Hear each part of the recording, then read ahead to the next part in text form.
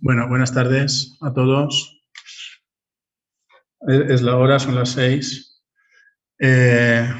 Vamos a iniciar la charla de esta tarde. Me voy a presentar, para los que no me conozcan, soy Germán Esbarz, el vicepresidente del Colegio de Médicos de Alicante.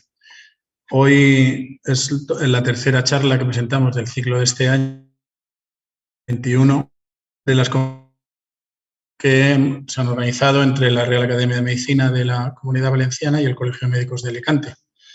En esta ocasión, al igual que en las anteriores y que el año pasado, pues de anfitriones vamos a estar la doctora Rosa Ballester, que es la vicepresidenta de la Real Academia, y yo. Para presentar al ponente de hoy, lo presentará con más detalles la doctora Rosa Ballester, pero el nombre por lo menos lo voy a decir yo. Es el doctor Antonio Pico Alfonso, que conocemos pues, desde toda la vida, por decirlo así, porque ha sido profesor nuestro y residente suyo he sido igualmente. Por lo tanto, para mí es un honor que esté con nosotros y que pueda presentarlo. Yo quería agradecer nuevamente a todos la acogida que está teniendo este ciclo de charlas, esta iniciativa que hemos tenido, que se está haciendo con toda la buena voluntad del mundo para rellenar un hueco que nos parecía conveniente y que en respuesta a la necesidad de formación que tenemos todos y que el Colegio de Médicos debe de brindar. Y en ese sentido, pues a pesar de los pesares y de la situación pandémica, pues hemos optado por hacer todo el formato como estamos haciéndolo ahora online y parece pues que ha tenido una buena aceptación. Yo creo que ya empieza a haber un número de asistentes cada vez mayor y además los ponentes son de una categoría pues que evidentemente hacen que tenga importancia y lustre este ciclo. Creemos que seguiremos así. Sabéis que este año son 5 sesiones y tenemos toda la intención de seguir en los años próximos, incluso acreditando el curso, que bueno, ya lo concretaré pero sumarlo ya a la serie de cursos que vamos acreditando y que serán anuales desde el colegio. Yo ya no digo más, le doy la palabra a la doctora Rosa Ballester para que presente al doctor Antonio Pico. Bien, muchas gracias, Germán, y bienvenidos y muchísimas gracias a todas las personas que estáis asistiendo a ellos, académicos, colegiados y cualquier otro tipo de profesional que estéis ahí. Estamos encantados de como hemos dicho, bueno, pues de tener como ponente hoy al doctor Antonio Pico. Yo quería decir algunas palabras sobre el interés que, a nuestro entender, cuando estábamos organizando el ciclo de forma conjunta, la Real Academia de Medicina, aprovecho para en fin, daros las gracias por estar aquí en nombre y saludaros en nombre de la doctora Carmen Leal, que es la presidenta de la Academia, y comento que cuando empezamos a hablar de los temas que podían interesar en estos cursos de formación, uno de ellos tenía que ver necesariamente con la endocrinología. La endocrinología es una especialidad, un área muy nueva, es un área del siglo XX, aunque en el siglo XX yo creo que han habido más premios Nobel relacionados directo o indirectamente con la endocrinología que en otras muchas áreas de la medicina clínica. Es un área muy amplia que afecta además a amplísimos problemas de salud, desde la diabetes al envejecimiento, pasando por la obesidad, ¿no? Y luego, a mi entender, tiene un enorme, digamos, ha sabido aculturar y, digamos, basarse muchísimo en la investigación básica y a su vez tiene un enorme, digamos, translacional. Es decir, bueno, con todas esta importancia de la endocrinología, la persona adecuada era nuestro académico, Antonio Pico Alfonso. Él tomó posesión en fin, como académico en el año 2013, lo presentó una figura pues, muy importante, don Rafael Carmena, y bueno, pues para mí, como comentaba Germán, es un honor tener la ocasión, bueno, pues en fin, de presentarlo brevísimamente, ¿no? Digamos, en su doble condición de docente, que es en la que lo conozco fundamentalmente por haber sido compañeros en la Facultad de Medicina. Es profesor titular de la Facultad de Medicina de la Universidad Miguel Hernández. Da clases en todos los ciclos posibles, en el primer ciclo, en el segundo ciclo, cursos de máster, de doctorado. Es decir, tiene una académicamente, bueno, pues probablemente muchas de las personas que estáis oyéndonos habéis sido alumnos suyos. Y luego yo destacaría su faceta como en la etapa que estuvo como vicedecano, un vicedecano de coordinación académica y de una cosa que era novedosa en aquel momento en general en las facultades de medicina, que era el control de calidad, que afortunadamente se ha ido consolidando en las otras personas que han ocupado ahora el vicedecanato. A mí me parece que hizo un trabajo espléndido en ese necesario control de calidad en una universidad y en todos los lados. Desde el punto de vista de la investigación, no voy a entrar ahí en el número de artículos, que son muchos, ponencias, digamos, capítulos de libro, ha sido director de tesis doctorales, algunas de las cuales yo tuve ocasión de estar como espectadora, casi una veintena, y luego muy activa en la Sociedad Española de Nutrición y de Endocrinología y Nutrición, y de hecho ha formado parte de muchos grupos de expertos para consensos en uno u otro ámbito dentro de ese campo. Por otro lado, es también una persona relevante, muy importante en el ISABIAL, en estos proyectos, en estos grupos de investigación, y de hecho en lo que comentaba antes de la investigación translacional, en general del mundo de la endocrinología, yo creo que en el caso del doctor Picó, bueno, pues está clarísimo la relación además con profesionales dentro de los temas, fundamentalmente la trabajó en diversas áreas, pero una de ellas muy importante en toda la patología hipofisaria, ¿no? La relación con anatomopatólogos, con pediatras, con analíticos clínicos, con cirujanos, es decir, yo creo que es un ejemplo personalmente, yo creo que identifica muy bien lo que hoy es la endocrinología, que es extraordinariamente potente, y bueno, pues simplemente darle la palabra y decir eso, como comentaba Germán, una vez más, me pongo muy pesada, de que estamos encantados de que estés con nosotros. Puedes hablar cuando quieras, puedes empezar. Bien, muchísimas gracias, doctor Herbart, querido Germán, por tu cariñosa presentación. Muchísimas gracias, profesora Ballester, querida Rosa, por tu excesiva introducción, derivada sin ninguna duda del cariño. Es un placer para mí el poder participar en este ciclo online de Conferencias Live de la Real Academia, con lo cual estoy realmente encantado y realmente contento de estar aquí con todos ustedes, con todos vosotros. Bien, cuando la profesora Ballester me pidió participar en este ciclo de conferencias, no fue fácil elegir. Podría haber elegido, como bien ha dicho la profesora Rosa Ballester, la endocrinología es una disciplina muy amplia, donde se puede hablar de diabetes, se puede hablar de obesidad, pero en cualquier caso, si yo hubiera hablado de estos temas, al final hubiera sido una clase más de la facultad, tendría que hablar de lo que hago, ¿no? De lo que hago, y el problema es que lo que hago es demasiado, quizá, o excesivamente básico para gente no relacionada a lo que estoy haciendo en este momento, para gente no relacionada con el tema, con la especialidad, lo cual tuve mis dudas y lo comenté con la doctora Ballester, a ver qué título le doy yo a esto para no asustar a los posibles oyentes.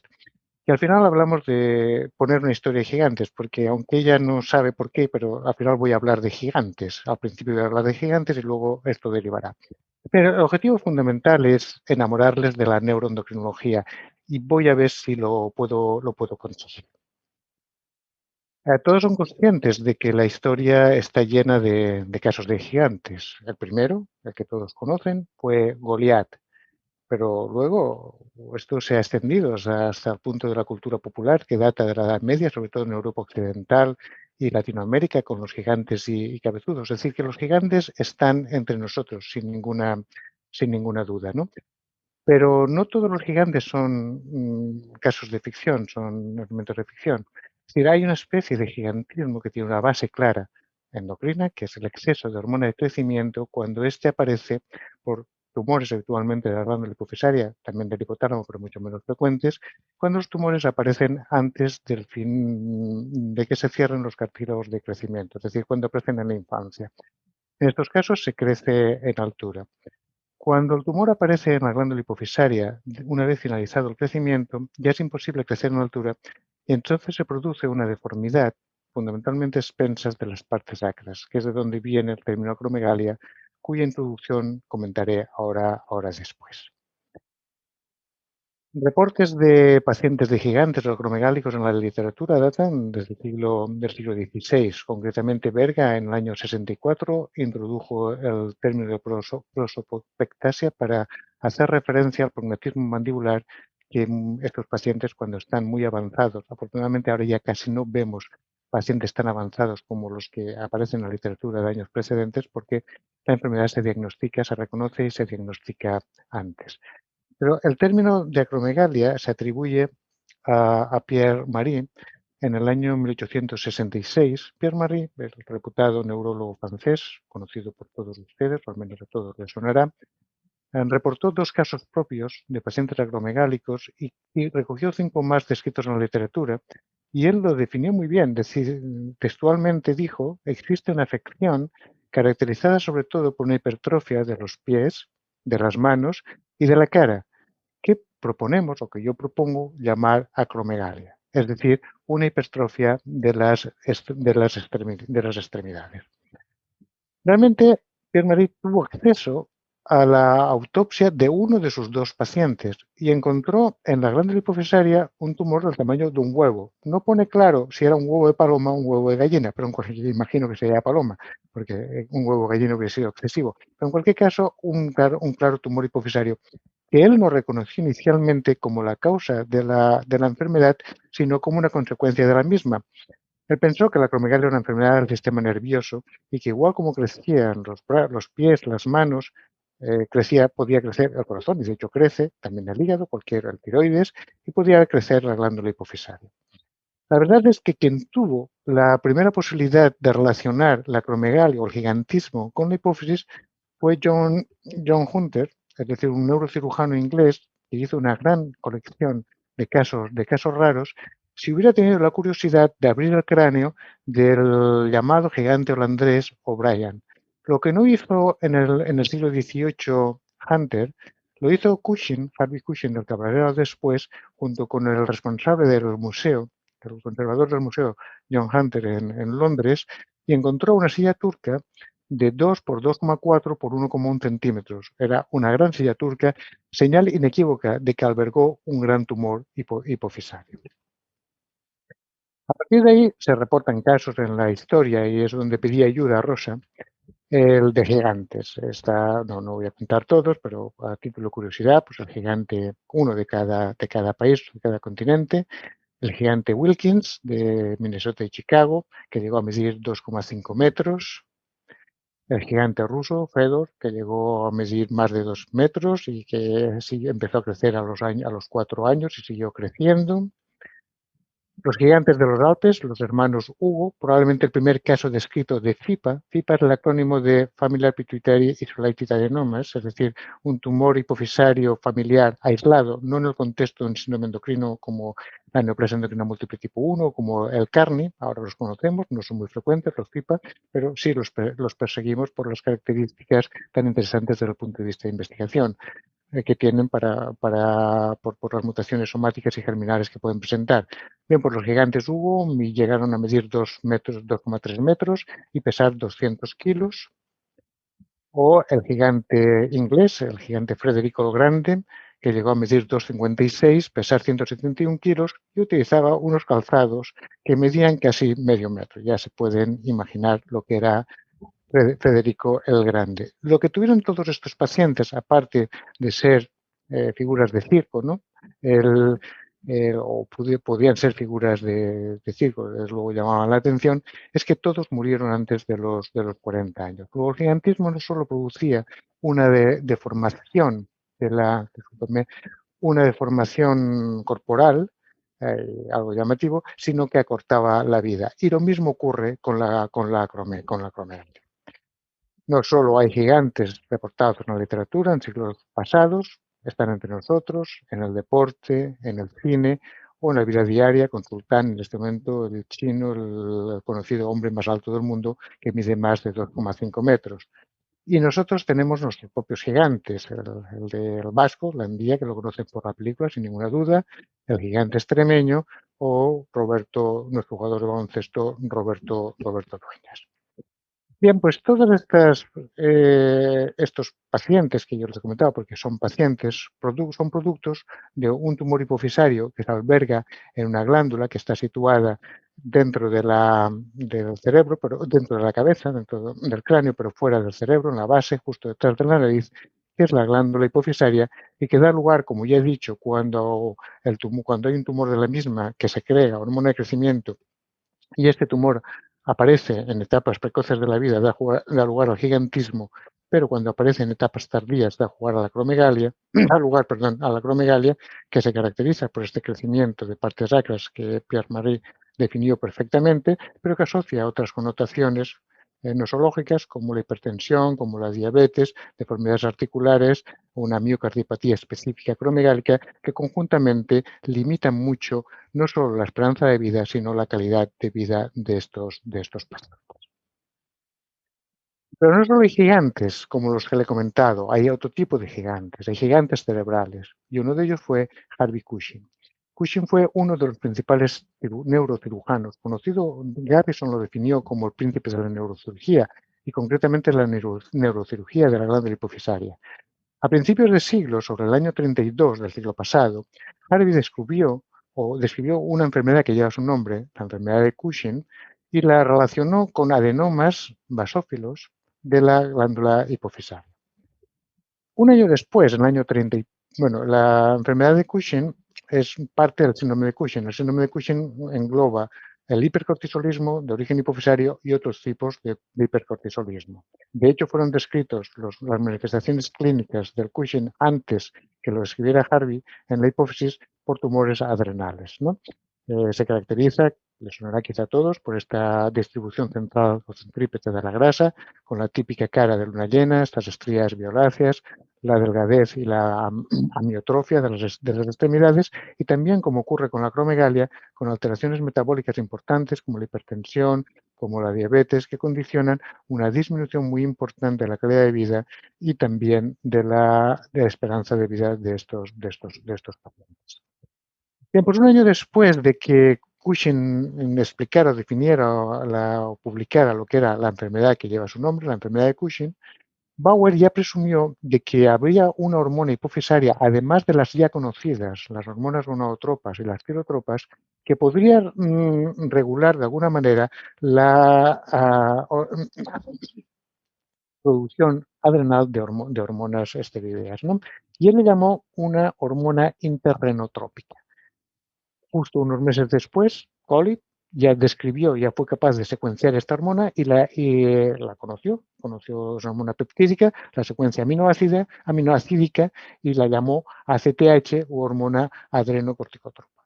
En los años siguientes, en el 35 y en el 45, ya una clara relación entre lo que era la hipersecreción hipofisaria de esta hormona adrenocorticotropa o ACTH con la enfermedad descrita por Cushing o por la vasofilia o tumores basófilos hipofisarios.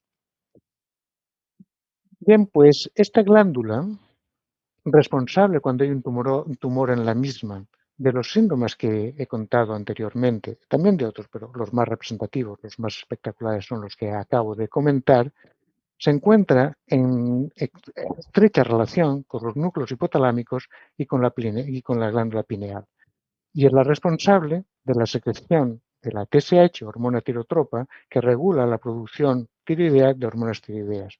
De las hormonas gonadotropas, FSH y LH, que regulan las gónadas, ovarios en la mujer, testículos en el hombre que producen los esteroides sexuales, además de facilitar la fertilidad. De la ACTH, que ya he comentado, que regula las glándulas adrenales y produce la secreción de cortisol, que es la hormona del estrés, la que nos permite sobrevivir ante situaciones de estrés. La hormona de crecimiento, cuyo exceso ya ven lo que pasa, pero cuyo defecto produce el enanismo, es decir, una hormona que hace falta para crecer, que en la edad adulta tiene otra serie de funciones que no procede en este momento comentar. Y finalmente, la prolactina, que es la hormona que permite a las hembras de los mamíferos lactar a sus crías.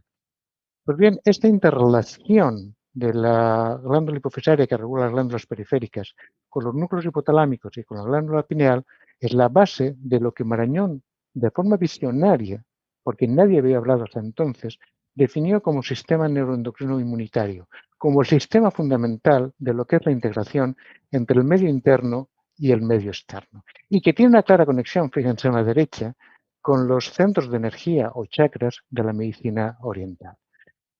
Esta glándula, que coincide perfectamente, permíteme la diapositiva, con un arte marcial que yo he practicado durante toda mi vida, cuyos fundamentos y movimientos circulares se sincronizan perfectamente con lo que acabo de decir, le he dedicado toda mi vida o la parte creativa de mi vida profesional. Inicialmente, en la década de los 90, mirando la integración de dos ejes durante la pubertad. Fíjense qué bonito, qué bonito, qué bonito. La pubertad comienza con la producción hipotalámica de unos pulsos de CNRH que condicionan pulsos síncronos de LH. Estos pulsos de LH son síncronos los pulsos de GNRH, son los que estimulan la producción de esteroides sexuales, de testosterona por los testículos o de estrógenos por los ovarios. Y estos esteroides sexuales tienen dos funciones durante la pubertad, o dos efectos durante la pubertad sobre el crecimiento. Por una parte, ejercen un efecto anabólico sobre el cartílago crecimiento, estimulando el crecimiento, pero por otra parte, sensibilizan al hipotálamo para que produzca GHRH, la hormona estimuladora de GH, e inhiban somatostatina, la hormona inhibidora, aparezcan pulsos de GH, como luego verán, estimulan la producción del factor de crecimiento similar a la insulina IGF-1 en el hígado, que a su vez estimula el crecimiento. Y de la perfecta sincronía entre el efecto de los esteroides sexuales con la hipersecreción de hormona de crecimiento se produce el estirón puberal o el aumento de crecimiento tan importante que acontece durante la pubertad, habitualmente sobre los 11 años en las niñas y sobre los 13 años en los niños. Y la historia comenzó, o mi interés por la neuroendocrinología comenzó recién llegado a Alicante, estoy hablando del año 89, creo recordar, cuando tuve la ocasión de ver este caso espectacular, como ya no he visto otro. Me trajeron a la consulta una niña de 14-15 meses porque había menstruado.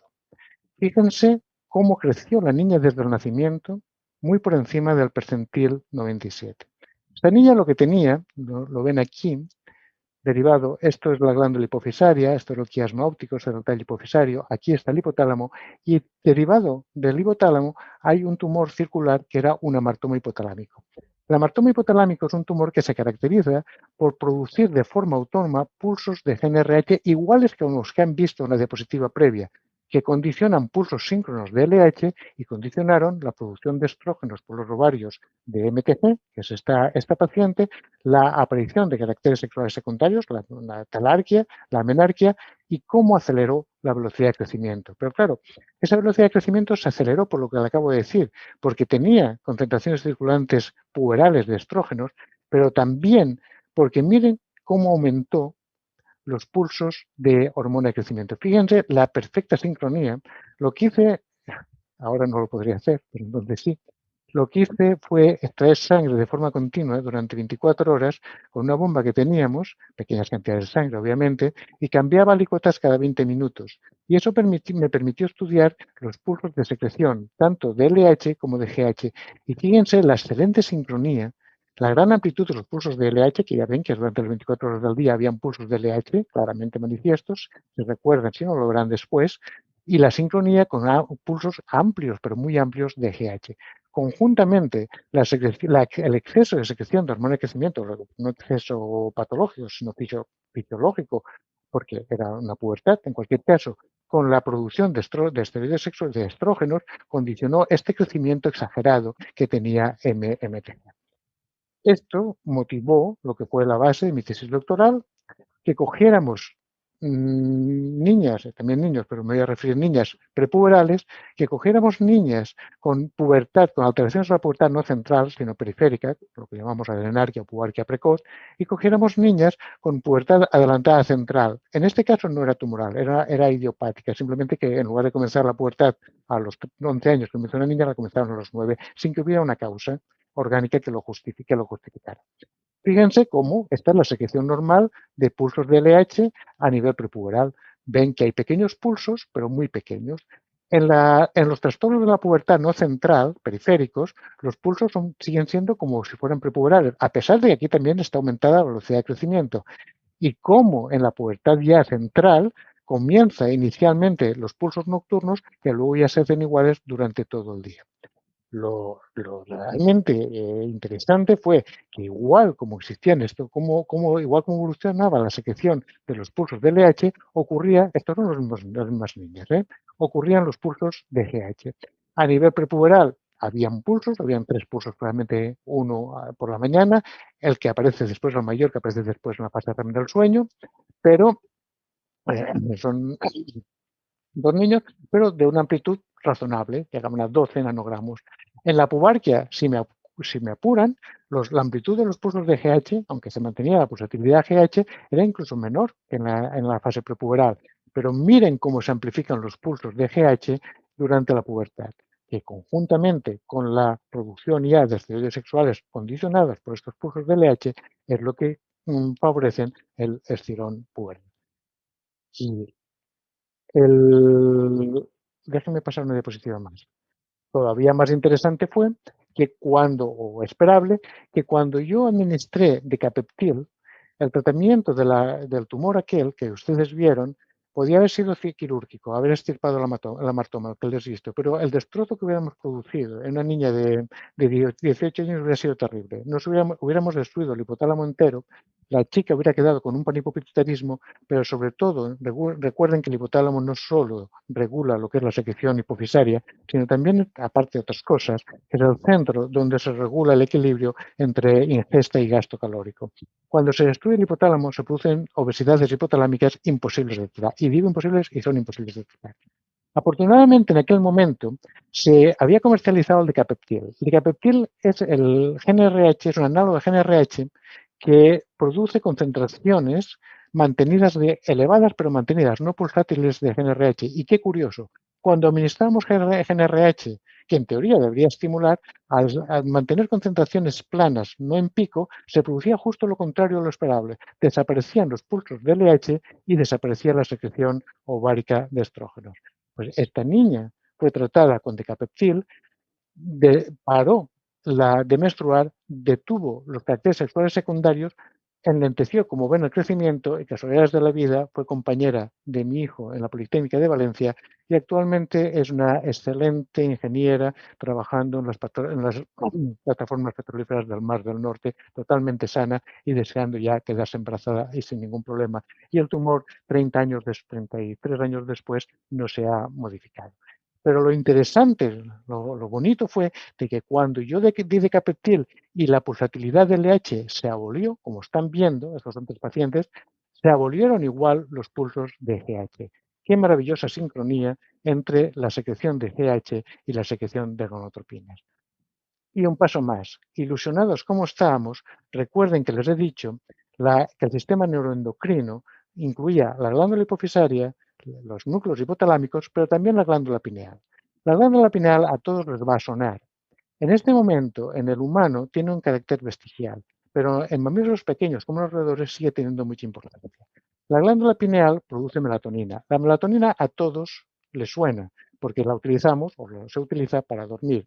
Pero es verdad que sirve de poco. Sirve muy bien para el jet lag, pero sirve de poco. Pero bueno, se ha comercializado mucho para facilitar el sueño y por su efecto eutimizante. Pero realmente la función que tiene la melatonina es inhibir la secreción de GnRH y la secreción de gonotropina, es decir, inhibir la fertilidad. Y esto tiene importancia, mucha importancia, porque la melatonina está totalmente relacionada con el medio externo. Y vuelvo a insistir la gran importancia del sistema neuroendocrino en la regulación, en la integración del medio interno con el medio externo. La melatonina está regulada por los ciclos de luz-oscuridad. Se estimula por la oscuridad y se inhibe por la luz. Esto permite que en las épocas del año donde la noche predomina sobre el día, que son las épocas frías, la hipersecreción de melatonina inhiba la producción de gonadotropinas e inhiba la fertilidad, e impida que las hembras de mamíferos pequeños que no puedan defenderse como nosotros en casas con calefacción, queden preñadas porque la probabilidad de supervivencia de una cría es mayor en verano, en épocas cálidas, que en épocas frías. Cuando el día alarga, cuando aumentan las épocas de exposición solar, se inhibe la melatonina y se recupera la fertilidad. La hembra queda preñada y la cría tiene más posibilidades de sobrevivir. Sobre esa base se nos ocurrió, y ahora vuelvo atrás, estudiar en los trastornos constitucionales no tumorales o idiopáticos, o lo que es el retraso constitucional de crecimiento, que no es nada, simplemente que se retrasa el inicio de la pubertad, o en la pubertad precoz central idiopática, que no es nada, simplemente que se adelanta la pubertad, si las alteraciones de la secreción de melatonina podrían estar detrás de por qué se adelanta o por qué se retrasa la pubertad. Porque conocemos muy bien todos los mecanismos fisiológicos de la pubertad, tanto de la pubertad, pero todavía no sabemos todo el reloj. ¿Por qué la pubertad comienza en unos a los 11 y en otros a los 12 años o a los 8 años? Entonces, estudiamos pacientes con retraso constitucional de la pubertad y miramos la secreción de melatonina. Y estudiamos pacientes con pubertad precoz central idiopática, no tumoral, idiopática, son personas normales, y vimos que la secreción de melatonina era mucho más alta en los pacientes con retraso de la pubertad que en los pacientes con pubertad precoz adelantada. Luego, en algunos casos, la hipersecreción de melatonina podría estar relacionada con el reloj que dice cuándo comienza la pubertad. No tiene mayor importancia. Esto no ha ido más, no se ha avanzado en este tema, pero tiene muchísima importancia en lo que es mi mensaje, lo que estoy intentando transmitirles, de lo que es la clara integración de lo que es el medio externo con el medio interno. Esta fue la tesis de Mavi Almenar y con ello acabé una fase muy bonita, la más bonita de mi vida. Todavía me emociono cuando lo cuento, de los años 90. En el siglo ya XXI la cosa cambió, y cambió por lo que les voy a decir ahora después, no en esta diapositiva, sino en la siguiente.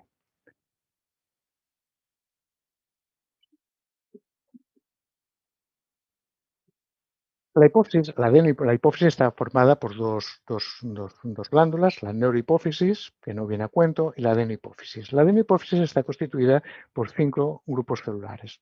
Las células las células corticotropas, que son las que producen ACTH, que, como les he dicho, controla la producción de cortisol por las adrenales. Las células gonadotropas, que producen FSH y LH, que son las que controlan las gónadas. Las células somatotropas, que producen GH, que son las que controlan el crecimiento. Las células lactotropas, que producen prolactina, que son las que controlan la lactancia. Y las células tirotropas, que son las que producen TSH, que es la que controla la producción de hormonas tiroideas por la glándula tiroidea. Bien, pues todas estas 5 células derivan de una célula precursora, merced a la acción de 3 factores de transcripción. Luego hay 3 líneas celulares. La línea celular corticotropa, que deriva del factor de transcripción PEPID. La línea celular gonadotropa, que depende del factor de transcripción SF1 y GATA2. Y la línea PID1, de la que derivan del factor de transcripción PID1, de la que derivan las células somatotropas, las células lactotropas y las células tirotropas. Bien, sobre esto es lo que yo les voy a contar a partir de ahora. La identificación de los tumores hipofisarios ha variado a lo largo de la historia en función de las técnicas disponibles. Al principio, cuando solo se disponía de microscopía óptica, se identificaron como tumores acidófilos, que actualmente corresponderían a los tumores somatotropos, los tumores lactotropos y a los tumores somatotropos y tirotropos. Tumores basófilos, que corresponderían a los tumores corticotropos actuales, y los tumores cromófobos, que son los que corresponderían a los gonadotropinamos actuales. Posteriormente se incluyó la microscopía electrónica, que aportó y sigue aportando características ultraestructurales realmente interesantes, pero ninguna aplicabilidad clínica por lo complejo que era la técnica. La revolución vino de la mano de la inmunistoquímica, es decir, de la disponibilidad de anticuerpos frente a las hormonas secretadas por las células hipofisarias.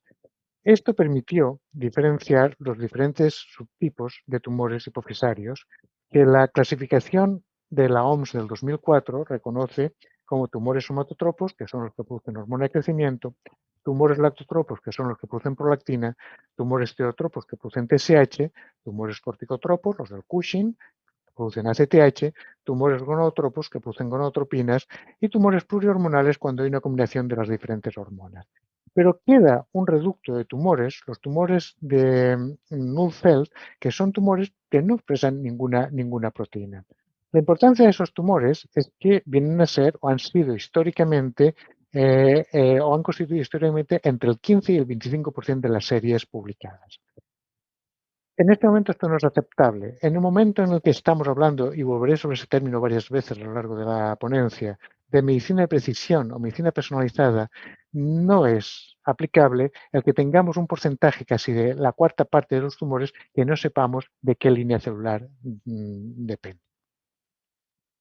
Pues en el año 2008, siendo yo, como ha introducido la profesora Ballester, responsable del grupo de neuroendocrinología de la Sociedad Española de Endocrinología y posteriormente vicepresidente de la misma sociedad y responsable de los grupos de trabajo, se puso en marcha con el auspicio de la SEN, de mi sociedad, este excitante proyecto de crear un registro molecular de tumores hipofisarios, lo que llamamos el proyecto REMA. Realmente fue un proyecto muy bien aceptado a nivel nacional, en el que participaron inicialmente, ahora ya se ha diluido, pero inicialmente participaron todos los centros hospitalarios de España que tenían un servicio o una unidad neuroquirúrgica. Pero los estudios moleculares se hicieron solo en 5 nodos. En la Universidad de Santiago de Compostela, con Clara Álvarez, en el Instituto de Investigación del Germán Trias y Pujol, con Manel Puig, en el Centro Nacional de Investigaciones Oncológicas, con Mercedes Robledo, en el IMIBIC, con el que estamos colaborando ahora mucho, de Córdoba, con Raúl Luque, y en nuestro Instituto de Investigación. Concretamente, nosotros recibimos muestras del Hospital La Fe, la doctora Rosa Cámara, de Valencia, del Hospital de Alcira, la doctora Carmiña Fajardo, y del Hospital General Universitario de Albacete, la doctora Cristina Lamas, y obviamente los que nosotros mismos operado. Esto nos ha permitido, en este momento, el REMA conjuntamente tiene más de 1000 tumores recogidos, pero nosotros, nuestro nodo, tiene en este momento una colección custodiada por el Biobanco del Hospital General de Alicante de más de 300 tumores bien caracterizados desde el punto de vista clínico, bioquímico, inmunistoquímico y también ahora molecular. Pues bien, este proyecto REMA es el que ha condicionado toda mi actividad investigadora, se puede llamar a lo que llamo investigación, durante los últimos 10 años y fundamentalmente durante los últimos 4 o 5 o 5. El proyecto conllevaba o contemplaba la determinación de 24 genes relacionados con las hormonas adenohipofisarias, las que han visto, o bien con sus receptores. Y esto nos permitió identificar los diferentes subtipos de tumores hipofisarios. Pero no habían precedentes. Se podían identificar, y ya lo han visto, mediante la inmunistoquímica, pero no mediante la expresión génica de las hormonas adenohipofisarias. En los casos funcionantes, porque los tumores hipofisarios los dividimos en funcionantes y no funcionantes. Los funcionantes son aquellos que asocian un síndrome endocrino, como el que han visto: acromegalia, gigantismo, hipertiroidismo, Cushing. Y los no funcionantes son tumores que se diagnostican de forma incidental durante la realización de una técnica de imagen, un TAC, un escáner o una resonancia nuclear magnética cerebral por otro motivo, o por signos llamados neurooftalmológicos derivados de la compresión de una lesión ocupante de espacio de estructuras adyacentes en una estructura que no es extensible como es el cráneo. Entonces, comprimen las estructuras adyacentes, son los quiasma ópticos, es decir, los nervios ópticos, o los pares craneales de los senos cavernosos. Entonces, los pacientes vienen porque pierden vista, porque ven doble, o porque les duele la cabeza, o porque aparece un tumor en una resonancia hecha porque les duelen las cervicales. Bien, pues estos tumores no funcionantes históricamente han sido agrupados bajo el paraguas de este acrónimo Non-Functioning Pituitary Adenomas. Acrónimo actualmente, por lo que les he dicho, no aceptable, porque no supone una medicina de precisión. Nosotros podíamos identificar perfectamente los tumores funcionantes porque teníamos un diagnóstico clínico que va a misa. Y lo que hicimos fue coger aquellos tumores que tenían un diagnóstico clínico claramente establecido y medir la expresión génica de las hormonas correspondientes. Y establecimos cuantificar. Y establecimos los percentiles, el percentil 25 y el percentil 75, por ejemplo, en los acromegálicos, el percentil 25 y percentil 75 de la expresión de la hormona, del gen de la hormona de crecimiento. Y entonces miramos los no funcionantes y pudimos identificar cuando la expresión de la hormona correspondiente a la que fuera en el no funcionante se parecía a la expresión de la contraparte, de la variante funcionante, pudimos identificar los diferentes subtipos de tumores no funcionantes. Y los llamamos tumores de adenomas silentes, pero ya no funcionantes globalmente, sino tumores corticotropinomas silentes, como variante de los corticotropinomas funcionantes, somatotropinomas silentes, variante de los acromegálicos, lactotropinomas silentes, variantes de los prolactinomas funcionantes, tirotropinomas silentes, variantes de los que producen hipertiroidismo, y todavía no los multihormonales, igual que ocurría con la inmunohistoquímica, cuando habían diferentes expresión de diferentes genes, de hormonas adenohipofisarias, y todavía quedó un porcentaje de pacientes de tumores de células nulas que ni expresaban proteínas, es decir, la inmunohistoquímica era negativa y también era negativa la expresión génica. ¿Y qué aportó? Bueno, aquí pueden ver cómo lo que es el fold change, la expresión relativa de los diferentes genes que vimos. Como los gonadotropinomas expresaban FSH y LH, los tirotropinomas expresaban su unidad alfa y TSH, los somatotropinomas expresaban GH, los lactotropinomas, prolactinomas expresaban prolactina y los corticotropinomas expresaban PONC, el receptor de vasopresina y el receptor de GHRH. Pero realmente, ¿qué aportó este trabajo que hicimos, que publicamos en el año 2017? Pues lo que aportó, un minuto,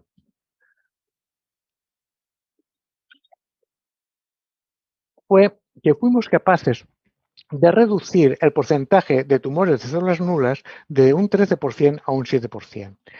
Parte de estos tumores fueron reclasificados como gonadotropinomas, cuyo porcentaje aumentó con la tipificación molecular respecto a la tipificación inmunohistoquímica. Es decir, dimos un paso adelante en lo que era la medicina de precisión, en lo que era la identificación más precisa, perdón por la redundancia, de los subtipos no funcionantes de tumores hipofisarios.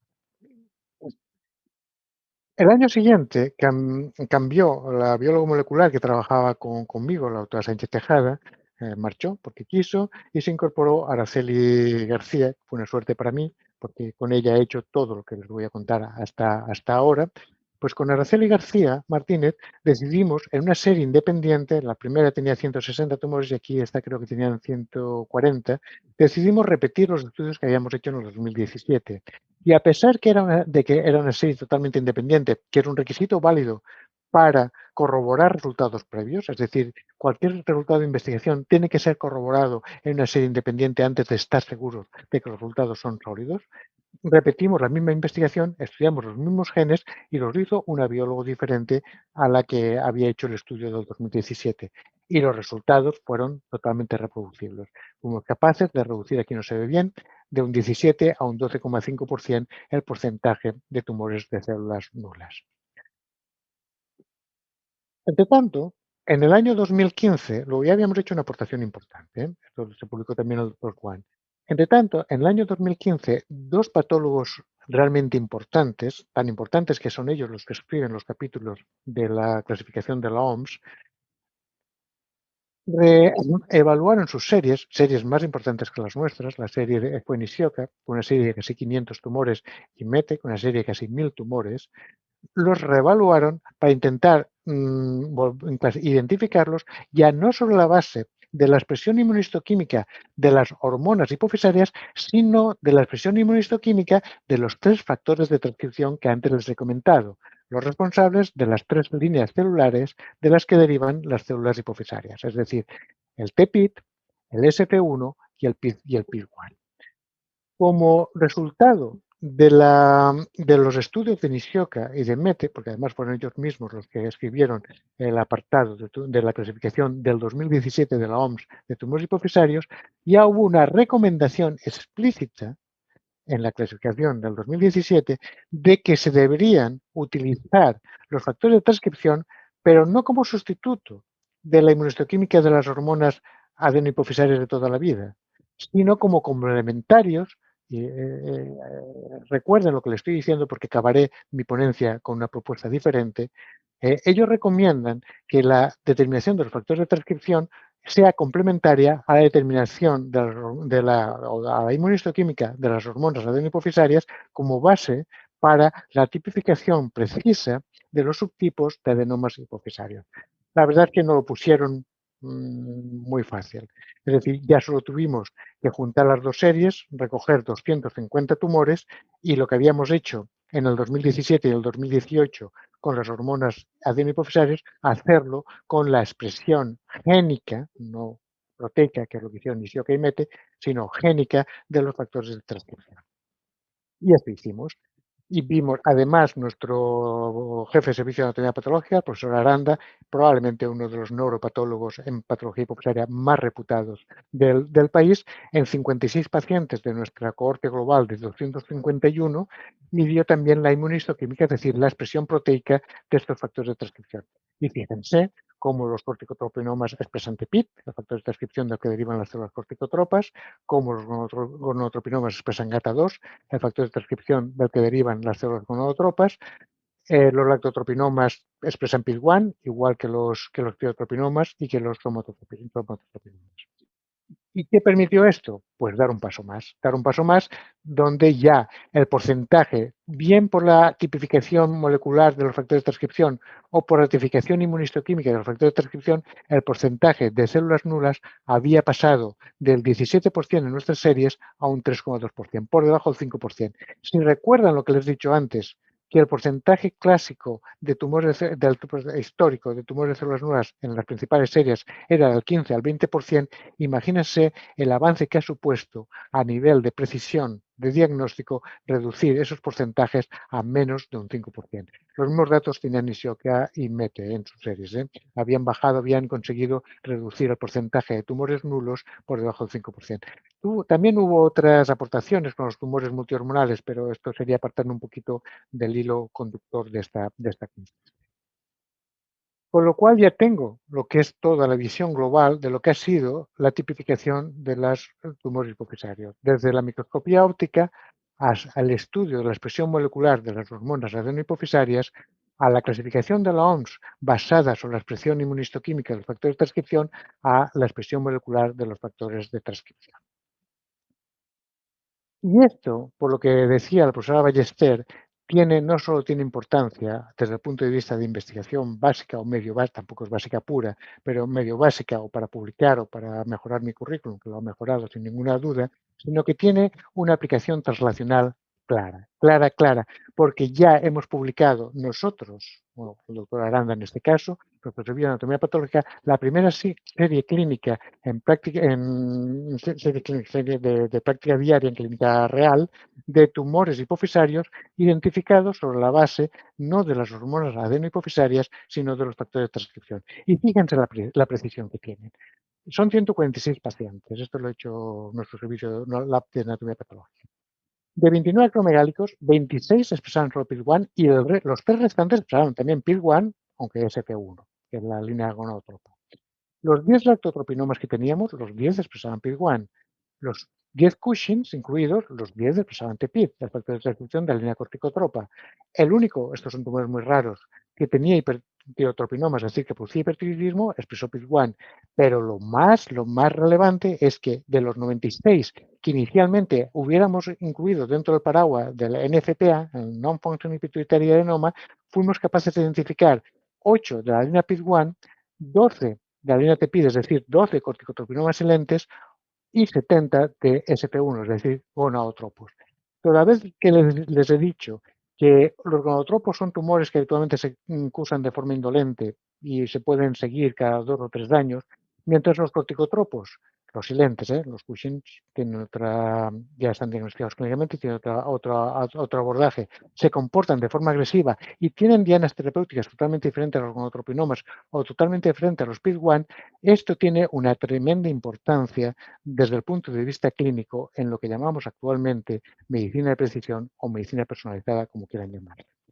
Y tal es así que esto ha sido reconocido en nuestra aportación durante los últimos 4 años, ha sido reconocida por la Sociedad Española de Endocrinología y por la Sociedad Española de Anatomía Patológica, permitiéndonos coordinar a un grupo de expertos, endocrinólogos y patólogos, eran 3 endocrinólogos y 3 patólogos, representantes de cada una de las sociedades, para redactar el informe que los patólogos deberían dar a los clínicos, neurocirujanos o endocrinólogos, para un manejo, no me gusta, para un tratamiento y un seguimiento más preciso o más personalizado, como quieran llamarle, de sus pacientes. Y fuimos lo suficientemente intrépidos, porque esta fue una propuesta de la doctora Aranda y de mí mismo, de proponer, y por eso les he dicho que recordaran que en la clasificación del 2017 la determinación de los factores de transcripción se recomendaba como complementaria. Bien, pues nuestra propuesta es que no sea así, sino que la tipificación de los subtipos de tumores lipofisarios dependa fundamentalmente de los factores de transcripción, mientras que lo que tiene que ser complementaria es la determinación de las hormonas adenohipofisarias. A nivel inmunohistoquímico, a nivel molecular sí que es investigación. ¿Y por qué esto? Porque han visto que es mucho más precisa la identificación a través de los factores de transcripción, pero porque además ahorramos tiempo y dinero, ya que si el tumor es TEPIC positivo, ya sabemos que es un corticotropinoma y no hace falta medir nada más. Si el tumor es SCP1 positivo, ya sabemos que es un gonadotropinoma y no hace falta medir nada más. Y solo cuando el tumor es SPID1 habría que medir GH, prolactina y TSH. Y estamos convencidos que cuando se generalice la determinación de los factores de transcripción, que todavía es muy escasa en España, que me consta, lo estamos haciendo nosotros solos, imagino que algunos laboratorios de patología ya la han incluido, pero no me consta, desde luego nadie ha publicado nada en España y en Europa todavía no se ha publicado, se publicó en América, pero no en Europa. Cuando se generalice, que se generalizará la determinación de estos factores de transcripción, el tiempo nos dará la razón. Y nada más, muchísimas gracias. Mi reconocimiento a Araceli García, que ha hecho una labor espectacular. Ella sola se ha chupado esto entera, todos los estudios moleculares los ha hecho ella. Sebastián, que fue un predoc que tuvimos con nosotros. Carmen Fajardo, del Hospital de Alcira, que nos proporcionó la mayor parte de tumores. Rosa Cámara, de la FE. María Eugenia, que nos ayudó de nuestro laboratorio de hormonas, que nos ayudó con las determinaciones clínicas. Sandra Silva, excelente residente de patología. A Cristina Lamas, del Hospital General de Albacete. Y obviamente a mi compañero, el doctor Aranda, que es el que me está ayudando totalmente en la tipificación de estos tumores. Y por supuesto a todos los neurocirujanos, otorrinos y patólogos de otros hospitales y a los biobancos que han colaborado con nosotros. Muchísimas gracias y quedo a su disposición. Muchas gracias, doctor Picó, por la excelente exposición, muy técnica, pero muy bonita, porque la verdad nos abre algunas posibilidades de identificación y de tratamiento de algunas cosas que antes nos parecían todos iguales, y eso yo lo veo muy interesante. Sí es verdad que es a un nivel ya, cuando se haya realizado el diagnóstico del tumor y es el estudio anatomopatológico del tumor, más la implicación posible que venga detrás del planteamiento terapéutico, ¿no? Si no lo he entendido mal. Bueno, vamos a ver si hay... Rosa, ¿qué te ha parecido? Bueno, pues me comentaba el doctor Picó que había sido exagerada en su presentación. Bueno, yo creo que no necesito justificar que es todo lo contrario. Por decir algo, bueno, decir que a mí se me ha olvidado decir, aunque es obvio, yo creo que todo el mundo lo conoce, que es el jefe de servicio precisamente en el Hospital General de Alicante, Universitario de Alicante, de esta unidad de endocrinología y nutrición. Y luego, pues, no sé, me ha encantado, digamos, ese análisis con una visión histórica, es decir, porque además, efectivamente, la tecnología, es decir, cambia y hace posible que se planteen nuevas hipótesis, nueva ciencia, etcétera, ¿no? Por ejemplo, en eso. En las figuras importantes, a mí me recordaba Lombroso. Bueno, el Lombroso, como sabe todo el mundo, pues criminólogo y médico, y bueno, pues con esa visión de la positivista, en la cual estos signos de estos gigantes, bueno, pues era esa identificación de esos rasgos antropométricos con la criminalidad, por ejemplo, ¿no? es muy, muy interesante esa historia y luego todo lo demás.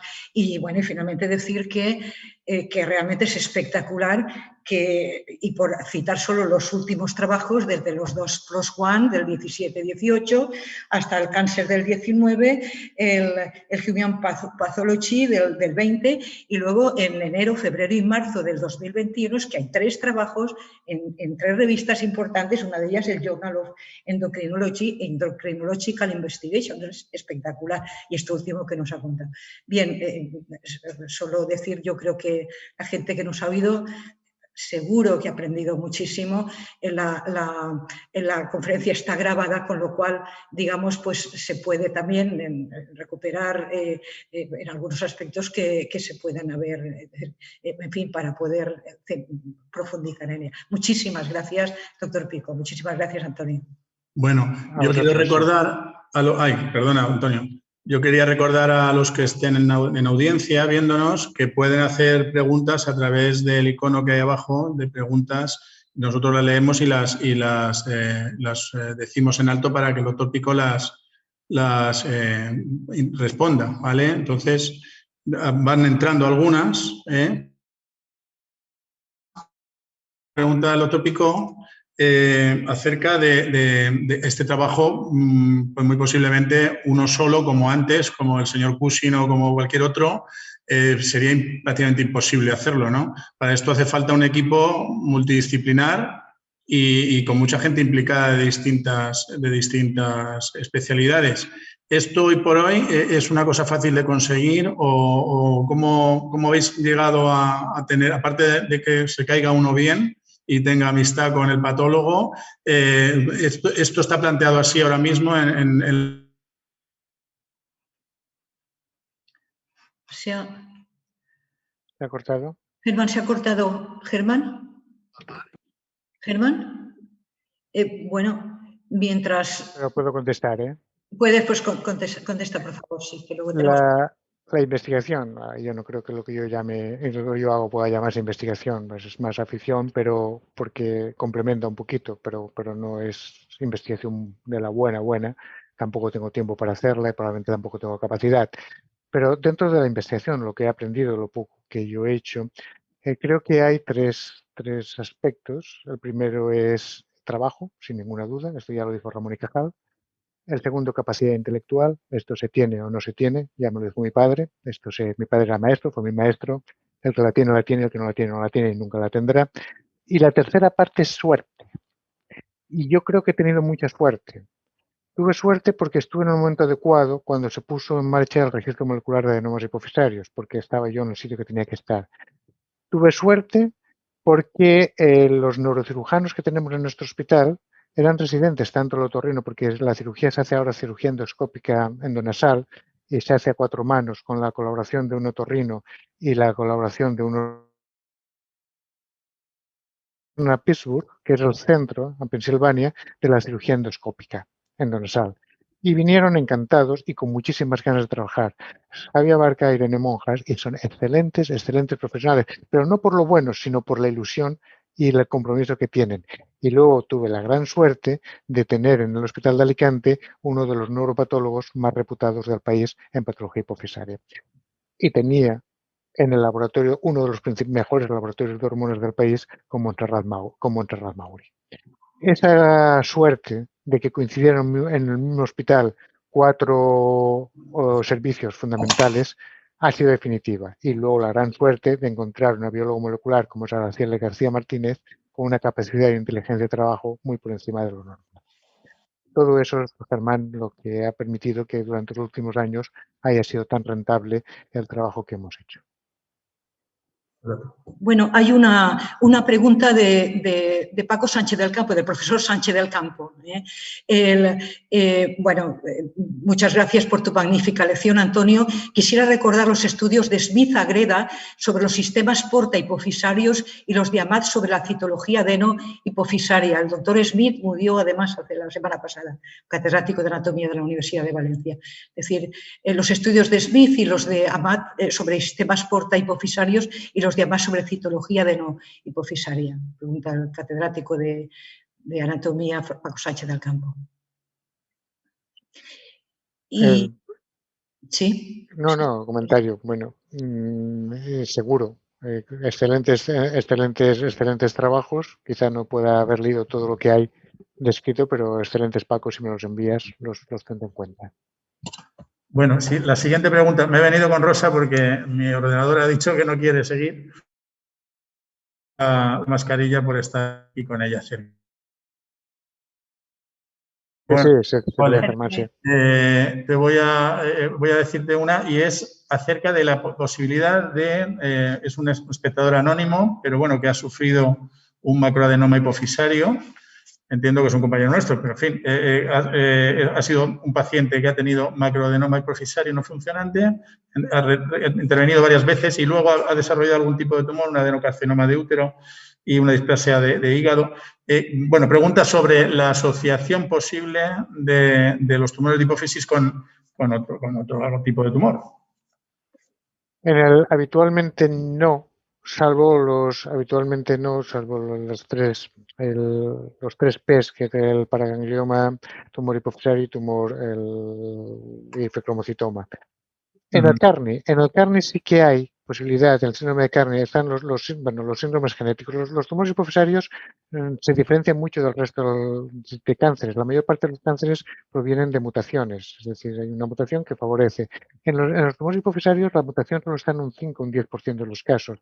Es la epigenética, lo que yo quería, pero luego he pensado, tenía en la parte última de la conferencia, era sobre epigenética, los últimos artículos que ha hecho Rosa Ballester, pero ya era desviarme muchísimo y era mucho más básico, con lo cual lo he obviado, ¿no?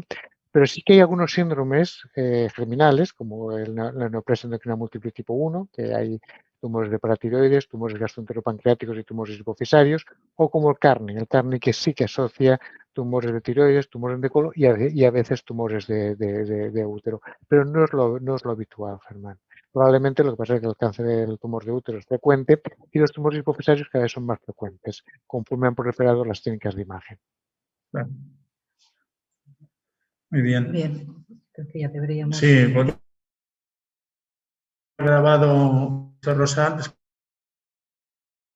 el webinar, pues en cualquier momento pueden volver los que quieran a consultar todo este tema, todas las diapositivas o en fin, sí. Y luego, pues si hay alguna cuestión que quede en el tintero, pues también se la podemos hacer llegar al ponente, como en otras ocasiones, y la intentaríamos que se respondiera, ¿vale? Por supuesto. Bueno, pues yo os agradezco mucho a todos la asistencia y, por supuesto, la presencia a nuestro ponente. Y nada más, nos tenemos que despedir para cumplir el horario y vamos a animaros a que os volváis a conectar a la siguiente, que no sé si la tienes por ahí. La tenemos, es el 17 de marzo con el doctor Vicente Bertomeu. Vicente Bertomeu. Vale. Perdón, el 20 de abril. El 20 de abril. Con el doctor Vicente Bertomeu. Tema cardiológico, obviamente. Vale. Bueno, pues nada, Antonio, muchísimas gracias. Encantado de haberte tenido y haber podido servirte de presentación. Y Rosa, nos despedimos. Muchísimas gracias, Antonio. Bueno, pues ya sabes, en fin, nuestro agradecimiento. Gracias, Rosa. No digo nada. A vosotros por la cortesía y por la oportunidad. Muchísimas gracias. Bueno, haremos academia entre todos. Buenas tardes. Hasta la próxima, el 20 de abril.